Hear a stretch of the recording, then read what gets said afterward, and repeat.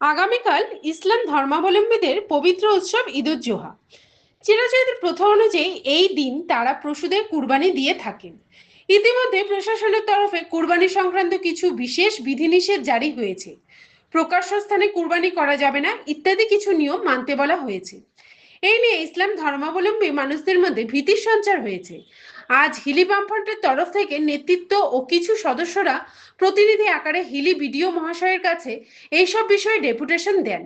এছাড়াও হিলির বর্ডার এলাকা এবং প্রত্যন্ত গ্রামাঞ্চলের মানুষ যাতে নিরবিচ্ছিন্ন বিদ্যুৎ পান তার জন্য হিলি ব্লকের বিডিওর সঙ্গে তারা কথা বলেন। ইলেকট্রিকের সমস্যার সাথে ঝড় বৃষ্টির পর নিকাশি ব্যবস্থার সমস্যার কথা এটা হচ্ছে আপনার যে দেখুন সব ধর্মের ক্ষেত্রেই কিন্তু এই জাতীয় কিছু ধর্মীয় রীতিনীতি আছে। যেমন পশু বলি আছে তেমনই কুরবানি আছে। এবার সব ধর্মের ক্ষেত্রে মানুষের ক্ষেত্রেই এই ধরনের রীতিনীতিতে যদি আঘাত আসে, মানে এই ধরনের যদি জটিলতার সৃষ্টি হয়, সেটা সম্পূর্ণ বন্ধ করে দেওয়া হয়তো হচ্ছে না, কিন্তু কিছু জটিলতা এর মধ্যে তৈরি হচ্ছে। সেটা সব ধর্মের ক্ষেত্রেই যদি হয়, সেটা কিন্তু সবার ক্ষেত্রেই একটা খুব খারাপ বার্তা যায়। সুতরাং সবার ক্ষেত্রেই সেই ব্যাপারটাকে সমানভাবে দেখাটা উচিত, এটাই বিষয়। ধন্যবাদ।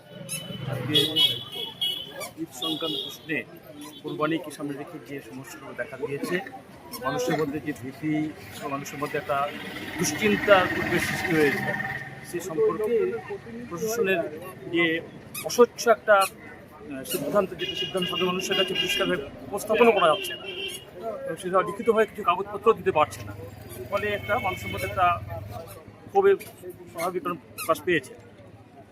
তো নিশ্চয়ই ওরা ওদের ধর্মগত সিদ্ধান্তগতভাবে ওরা নিয়েছে যে কোরবানির ক্ষেত্রে ছাগল দেবে, ছাগল কোরবানি দেবে। এর মধ্যে আমার কাছে কিছু খবর এসছে, সীমান্ত বিশেষ করে তার কাটার ওপারে উত্তর জামার পূর্ব শ্রীকৃষ্ণপুর যে গ্রাম, বা ওইদিকে নামাগোবিন্দপুর যে গ্রাম, সে হারিপুর, এইরকম জায়গাগুলোতে দেখা যাচ্ছে যে ছাগল পর্যন্ত নিয়ে যেতে গিয়ে বিএসএফের বাধার সম্মুখীন হচ্ছে। অর্থাৎ একটা ইচ্ছাকৃতভাবে একটা পরিবেশ, একটা মানুষের মধ্যে একটা আলাদা পরিবেশ জায়গাতে নিয়ে যাওয়ার যে পরিবেশ এরকম তৈরি হচ্ছে মানুষের মধ্যে, যেটা স্বাধীনতার পরে বা স্বাধীনতার পূর্বেও যদি বলা যেতে পারে। ব্রিটিশ গভর্নমেন্ট একটা সময় মুঘল সম্রাট, তারা দেশ চালিয়েছে আমাদের অখণ্ড ভারতবর্ষ। পরবর্তী ব্রিটিশ 200 বছর শাসন করেছে। সেই মধ্যে পরবর্তীকালে দেশ স্বাধীনতার পরে 1947 সালে ভারতবর্ষ স্বাধীন হয়েছে। স্বাধীনতার পরবর্তীকালেও এই ধরনের অবস্থান ভারতবর্ষের মানুষের কাছে অবস্থান সৃষ্টি হয়নি। বিশেষ করে পশ্চিমবঙ্গের বুকে সদ্য গভর্নমেন্ট আসবার পরে পরে যে মানুষের মধ্যে বার্তাটা নিয়ে যাওয়া হচ্ছে, এই বার্তাটা সুখকর বলে মনে হয়নি। হ্যাঁ, আমরা আজকে সঙ্গে যুক্ত করেছি, কথাবার্তা বলেছি যে অতি বৃষ্টির ফলে প্রচুর জায়গাতে জল জমে আছে। হ্যাঁ, নিকাশি ব্যবস্থার সমস্যা, রেলওয়ে রাস্তার কারণে বা বিভিন্ন কারণে নিকাশি ব্যবস্থার দিকে গুরুত্ব দেওয়ার জন্য বলেছি। নাহলে যে যে ফসল ধান যেভাবে ডুবে গেছে, কৃষকরা অর্থনীতিতে ক্ষতিগ্রস্ত হয়েছে, সে ব্যাপারটাকেও তার দ্রুততার সঙ্গে নিকাশি ব্যাপারটাকে করতে দেওয়ার কথা বলেছি।